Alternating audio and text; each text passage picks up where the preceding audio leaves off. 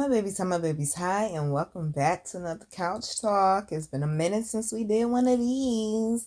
So as y'all see by the title, finally, is this twin flame connection fate or fake? So today we're actually going to be speaking about someone named E. And I met E when I started working at this warehouse as a temp worker. I was a verifier. I never worked in a warehouse before. I was just excited. I finally had I called it a tax paying job because I worked at the flea market for 2.5 years under the table.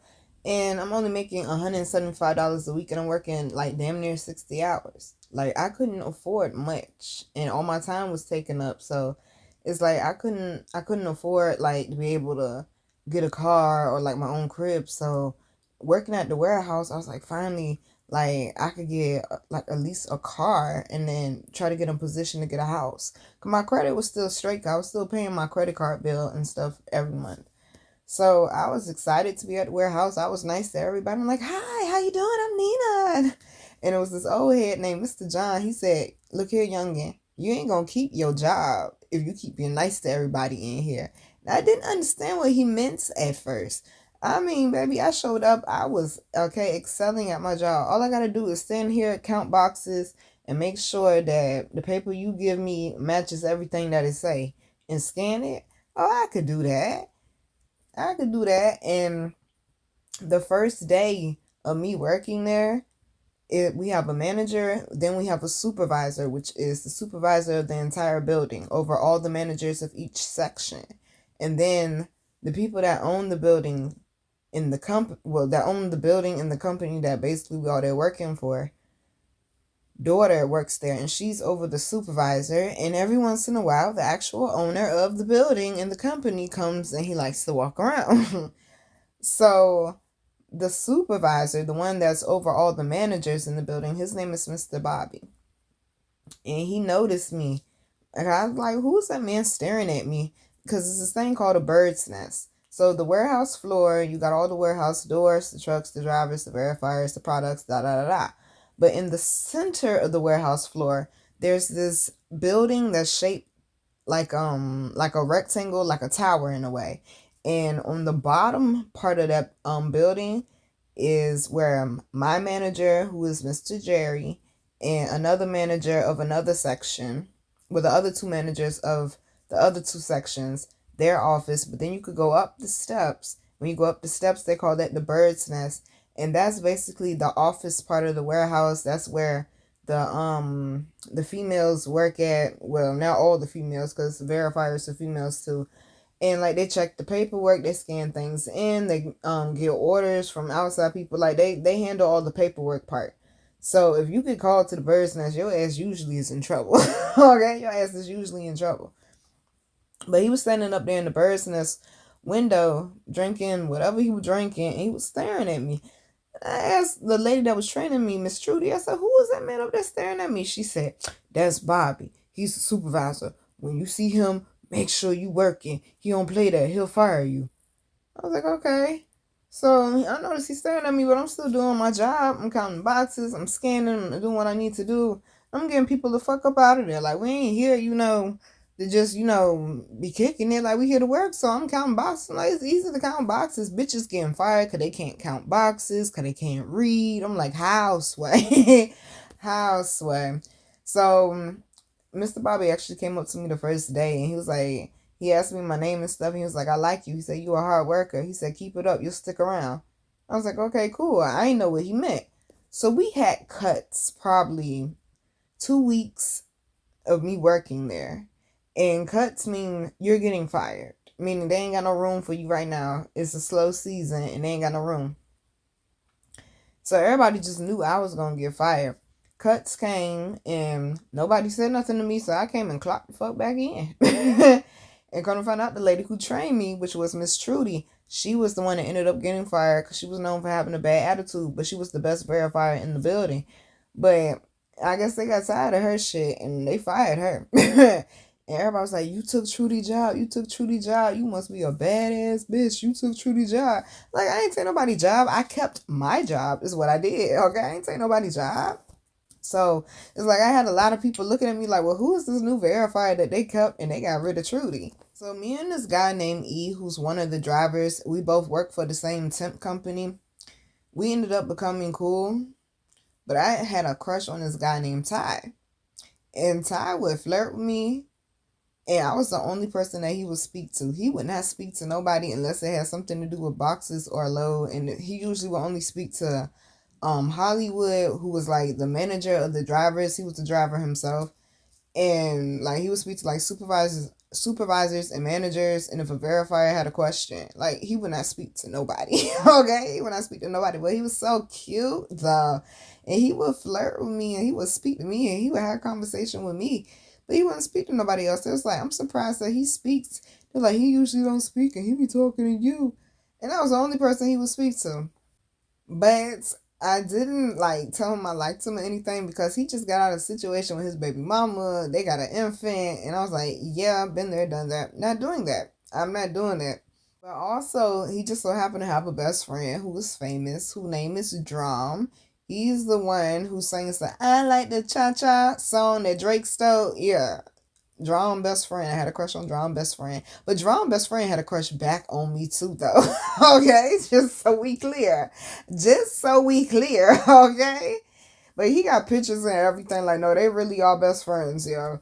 But he would like tell me different stories, like when he would get like flown out and stuff, and like different stories when like they were growing up and stuff. And he also is the one who put me on the Tory Lanez. I'm like, what are you singing? Like, what, you always listening to music. I'm like, what are you listening to? He was like, Tory Lanez. He just dropped a project. I said, who? He said, you ain't never heard of Lanez? He said, oh, I gotta put you on. He said, I know a song you gonna like since you like Tupac. He said, go listen to his song Machiavelli. I went and listened to Machiavelli when I got off work. I fell in love with Tory Lanez that day, bro. I was like, yo, this is what the fuck music is missing. Okay? Like, I've been a fan of Lanez ever since. Ever since, yo. So like I said, I got hired to be a verifier, but Nina don't like to be at work and be bored. I came here to work, okay? If I want to chill, I can chill at home. Don't have me on the clock and I'm standing around not doing nothing. I'm going to find something to do. So I would be bored. So when the drivers would come, I started walking on the truck of the verifiers. You just stand at the door and they be sitting there walking back and forth, gossiping about each other and flirting with the drivers and seeing which one they gonna fuck and this, that, and the third, and complaining about their baby daddy and they EBT, they stamps ain't hit or they check ain't hit yet. Okay, and I just couldn't relate, baby. Okay, I just couldn't relate. So I would be bored. I go walk on the truck with the drivers. I'm like, can I help? They were like, huh? I was like, I want to help. All I got to do is stack it, right? I was like, do I got to stack it a certain way? So they taught me, like, how I was supposed to stack it. It's called a wall and stuff. So, like, the boxes wouldn't fall. Baby, Nina was in there stacking boxes. Okay, I was throwing 60-pound toilet seats. Okay, Nina was in there getting it. I got strong in a motherfucker working at that warehouse, yo. Okay? And so, yeah, I would go on the truck, and I was helping the drivers load the trucks and stuff. So, like, people started noticing that. There was, like, a verifier actually helping load and stuff. Because they had dudes that they had hired for that as well. And that job was called a lumberer. And basically, that means you help the driver, like, load stuff on the truck. But most of them didn't make it through cuts. Okay, they're like, the drivers could load their own shit. Most of them didn't make it through cuts. But I'm like, I'm bored. Let me help. And so a lot of the drivers started like liking me and stuff. They're like, you really be working and stuff. And then I was cool, had conversation. I was laid back and stuff, had a good personality, good energy. So the bitches didn't like that. So I started becoming enemy number one. And I was cute. And like, you couldn't wear certain jewelry and certain glasses. But I'm like, just because we all got to wear the same uniform and shit. Bitch, I'm about to jazz my shit up some, because you could wear whatever pants you want to wear pretty much. I'm like, I'm about to jazz my shit up some, so I'll be coming there looking cute. And them bitches did not like me. I'll be smelling good. They're like, Nina, what you got on? That smell good. Them bitches could not stand me, boy. But I ended up building like really good friendships and bonds with a lot of the drivers, and they would complain to me about the other verifiers. So word started spreading around the warehouse about the new verifier that was good at her job, and a lot of people started coming out the way to introduce themselves to me. And I started becoming popular a little faster than what I knew. Okay, a little faster because it's a big warehouse. Because it was Lowe's and it was Amazon. So the first section you come to was carts.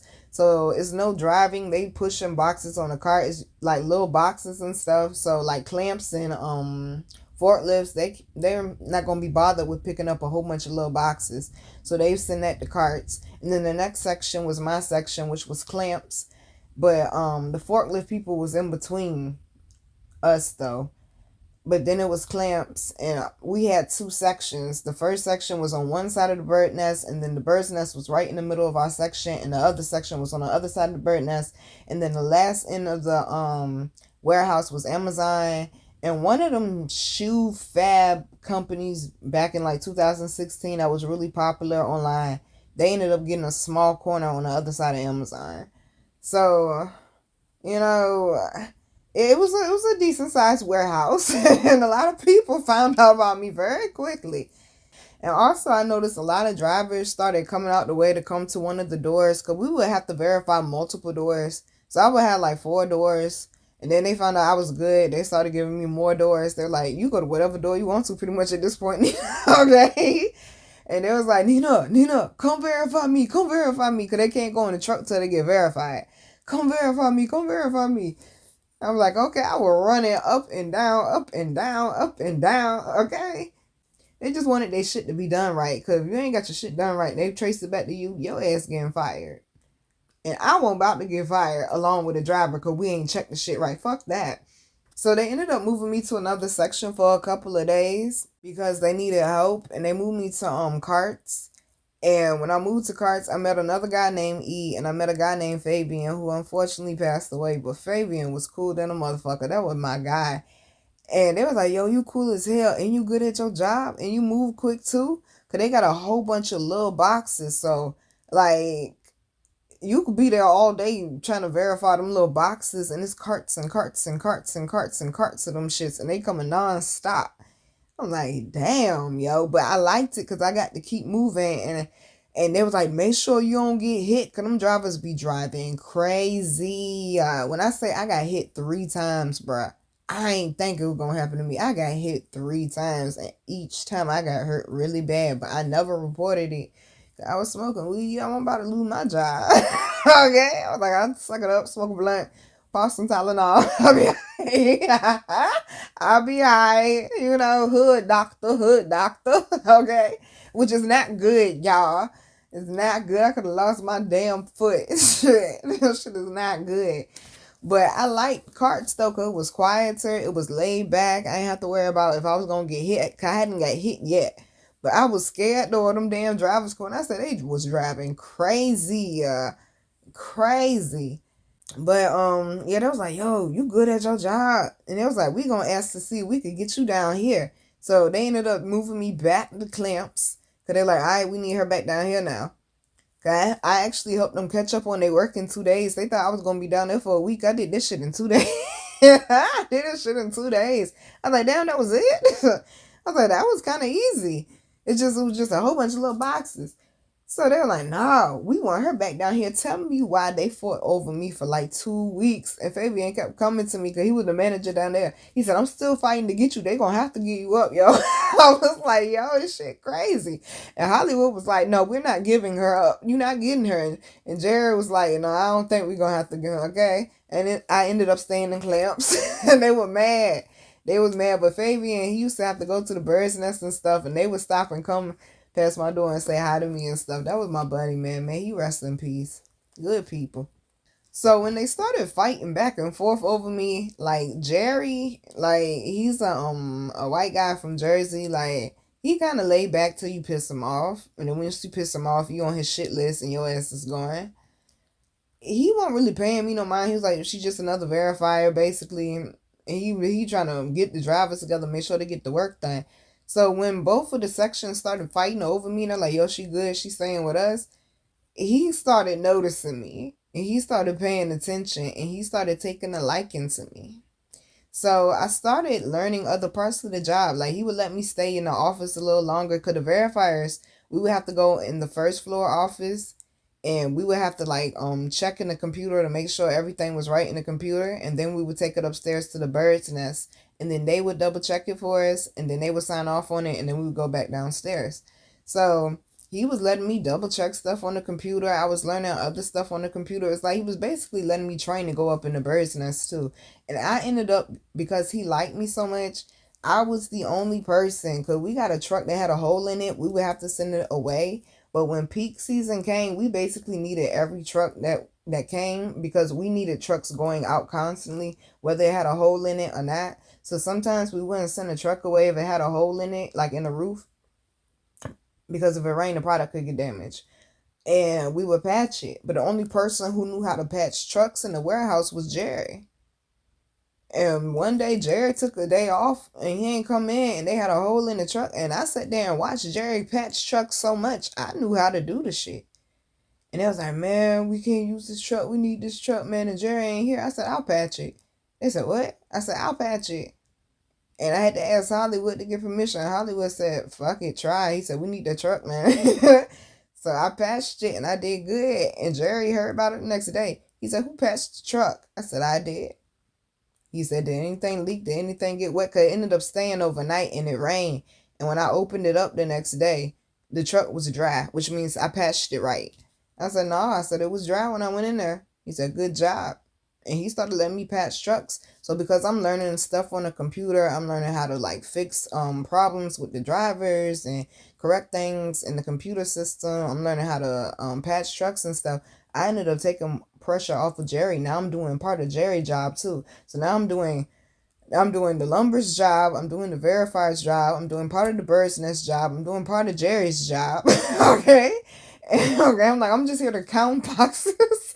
I'm just here to count boxes. But the Virgo in me is like, if I'm there to work, baby, I'm going to work. I'm going to work. Okay. Until it's time for me not to work no more. All right. Now, once I clock out, I'm gone. Once I clock out, I'm gone. So, I mean, a lot of people like me because I was useful and I'm a hard worker. So at that point in time, I ended up becoming valuable to the entire warehouse, not just my section, even to the bird's nest, because I was helping them with their job and making it easier for them, and they appreciated me too. So like I was helping save people jobs and everything, yo. I was catching mistakes and stuff. So around that point in time is when me and my cousin Shy Boogie, the one I just did the Sunday Mimosa about why you can't go to everybody for spiritual work, I believe it's episode 60. That's when we had linked back up again, and that's when she was telling me about like twin flames and, oh, you should get on YouTube. You know, it's people doing tarot readings on YouTube. You do tarot readings, you should get on YouTube and start a tarot channel. I was like, hell no. She sent me some links to some people. I said, these people are flugazy. I'm not getting up there with these bitches. I'm like, no. I'm like, that goes against what I believe and da da da da da da da. God works in mysterious ways, don't they? God works in mysterious ways, don't they? So me and her ended up like rebuilding our friendship. Like I said, when she on the right side of her personality, she is so lovable. She is so lovable. She has a great personality too. Like she's high vibrational when she on the right side of her personality.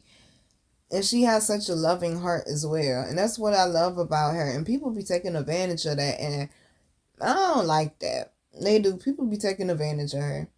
But we ended up like speaking every lunch break and stuff. And people like, who on the phone with? My cousin. So that's when, like I said, she told me all about like the spiritual stuff and twin flames. And I told her about another coworker I had a crush on, which was a guy named E. And I was like, I like him, but you know, he got a girlfriend. They living together and stuff. So I was like, yeah, we just flirt with each other every once in a while. And she was like, well, he has to be your twin flame, and God sent me to be your spiritual guide. And that's when she sent me the video about twin flames that I told y'all about. And everything the lady said in the video, as far as about the facts about twin flames, was true. But where the lady started fucking up is when she started speaking about her quote unquote her own twin flame situation, which, okay, I could tell that part was, I'm like, you convinced yourself that you got one, but the information that she gave on Twin Flames was true though, and nowhere in that information did she say anything about a third party situation. Why would God create a soulmate to put them in a third party situation? I'm just saying. Okay, I'm just saying. I understand that happens with karmics, but that's why it's a karmic. Not with twin flames, y'all. Okay? So she convinced me that she really was spiritual, that she was a spiritual guide, that she had all these talents and gifts spiritually, and that she was supposed to be my spiritual guide, and that this man was my twin flame. And I started believing her. I'm like, why would she lie to me? Because, I wouldn't do nobody like that. So I feel like she wouldn't do me like that. Oh, baby. I trusted everything that she told me. And this is why I be in your ass about being careful who y'all listen to when it comes to guiding you with spirituality and feeding you spiritual knowledge or just anything across the board. Make sure that person really is who the fuck they say they are, or really supposed to be doing what they're supposed to be doing. Are they passionate about it? Do they have sympathy, empathy, compassion towards people?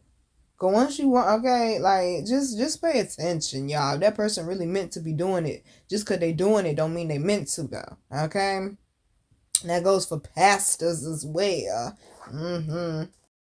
So, like I said, me and Eve, we would flirt with each other, but it would be like when he would bring a load to my door. But we also talked about like life and like deep shit, and he would vent to me. But that's why I was attracted to him, because like the conversation and stuff we had. I'm gonna say sexual. But he would vent to me about like his relationship and stuff, and I would give him good advice, non-biased advice and stuff. Because I mean, regardless, God put a gift to me to help people. So I actually was trying to help him, work it out with his girlfriend, or I was helping him see like her point of view and stuff. But he had already mentally and emotionally checked out the situation. He just hadn't come to the awareness and acceptance of it yet. So we started sitting at the same lunch table, and he would also go out his way to come past to speak to me. So one day we ended up having a conversation while he was loading the truck, and he told me that he had a crush on me too, but he can't do anything about it because of his situation. And that's when I ended up telling him about twin flames and third party situations, and he told me it sounded interesting. So I'm thinking like he believes it and he's really into it, and he thinks like maybe we really could be twin flames. Also, I started having a spiritual awakening around that time. That's when I found my spiritual symbol, was when I was in the warehouse and I kept seeing it. So I'm like, this has got to be a sign. It was like certain signs and stuff that kept happening around that time. And I was like, this has got to be a sign. So we started eating lunch at the same lunch table more often. And he would usually call me to like come and verify his stuff. He would drive past the door just to flirt. And I kept teaching him about like spirituality, twin flames. I would tell him like the secrets of the warehouse that the managers would tell me, or the supervisors. And I was also counseling him and like just helping him with like different things, his relationship and just things in his life. I was being a real friend to the man. I was being a real friend to the man. But at that point in time, if it was not for my cousin saying, oh, twin flames, and this could be your soulmate, this and the third, I wouldn't have even entertained flirting with him or even thinking, oh, me and him could have a thing. Because at that point in time, like I said, I was decided to have a tax-paying job. I was focused on getting money, trying to get a car, and trying to, move. Like, Jerry, my manager, he was saying that like he appreciates like the hard work I be putting in. I be staying 2 hours over after everybody leave, getting paperwork and stuff right, and setting up trucks so they be right for tomorrow, so we can just come in and work and stuff. And like he wanted to get me to train for the clamp. It was me and 2 other verifiers that had been there longer than me. And we were the ones that were there the longest. And he was like, I want y'all 3 to train for the clamps because girls don't drive there.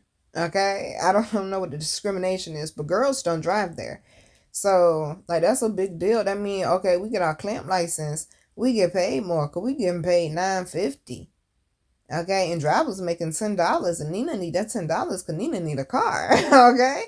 Nina need a car. So I'm like, okay, so I'm focusing on trying to get more money, trying to get this clamp license, so I go ahead and get this raise and stuff, so I get this car and get through this training. I'm like, I already done made it through cuts and stuff. And I also was the go-to person to train verifiers in my section, because once like we got through cuts, that's when peak season started to pick up again. So we had to start working more hours. They started hiring a whole bunch of people and stuff. So like I said, it was me and two other verifiers were the only ones that Jerry trusted. But unfortunately, one girl named Jonetta, she fucked up so bad. Jerry was like, yeah, I can't trust her. She ain't getting no clamp license. The other girl, Ashley, he ended up letting her get her clamp license, and he promoted her to the bird's nest. So she didn't have to be a verifier anymore. She was his favorite. But I was training and stuff. Like on the clamps, the drivers would teach me like what the different levers and stuff would do. And then when I would stay after work, like an hour or two, Bobby actually came to me, the supervisor of the entire building. He said that they said it's okay for you to train to get your clamp, and you go ahead and you could practice on the clamps and stuff like when you're not working. He said he emphasized on when you're not working. I was like, okay, bet. So I would stay after, and for like 30 minutes I'll be on the clamp, I'll be driving, I'll be using the levers, I'll be picking up loads. I could pick up the load and I could take it in the truck. Okay. But it was like I was having issues with trying to figure out how to do everything exactly right. So it was like I was trying to like make sure I got the hang of it before I went to go test for it, 'cause I didn't want to fail and then have to do it all over again. One day I was actually training after work, and I had clamped the box. I remember I clamped it too hard and it let out this loud air sound, and that's when the owner of the entire building walked past me, and I said, ooh, and I was laughing, and he saw me. I said, ooh, and I was like, oh crap, I'm probably about to get fired. And he looked at me and he smiled. And it's an old white guy. I mean, he got white hair and everything. He looked at me and he smiled. And I said, fuck, I'm probably about to get fired. Tell me why I came to work the next day. Jerry pulled me in the office. He said, Nina, I need to talk to you about something. He said, you can't tell nobody, including Nate. Nate is my temp worker manager. He's my temp worker supervisor. Because they got a supervisor from the temp agency actually there on site at the office. I mean, at the warehouse. He's like, you can't even tell Nate. And I was like, what? He said, the owner of the building saw you training on the clamp yesterday after work, and he was actually impressed with you, and he actually been watching you. I said, what? And they told me, no, my fact, it was Bobby. My bad. It was Bobby that pulled me to the side. It was Bobby. And he said, don't tell Jerry, too. He said, don't even tell Jerry. He said, he told me to go ahead and give you a raise. Shorty started making $10 an hour. Okay, I was making more than the other verifiers was making, and nobody fucking knew. And nobody knew. I was making what the drivers was making, bruh. And nobody knew. Might as well give it to me. I'm training every fucking verifier in the building. And out of all the verifiers that were training people, why my people that I trained the only one that made it through cuts, everybody else has got fired? You might as well give me my 10. Stop playing with me, though.